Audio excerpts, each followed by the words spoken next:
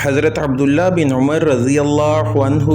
نبی کریم صلی اللہ علیہ وسلم سے روایت کرتے ہیں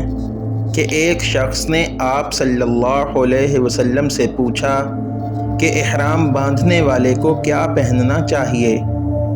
آپ صلی اللہ علیہ وسلم نے فرمایا کہ نہ قمیص پہنے، نہ صافہ باندھے، اور نہ پاجامہ، اور نہ کوئی سرپوش اوڑھے، اور نہ کوئی زعفران اور ورس سے رنگا ہوا کپڑا پہنے، اور اگر جوتے نہ ملیں تو موزے پہن لے اور انہیں اس طرح سے کاٹ دے کہ وہ ٹخنوں سے نیچے ہو جائیں۔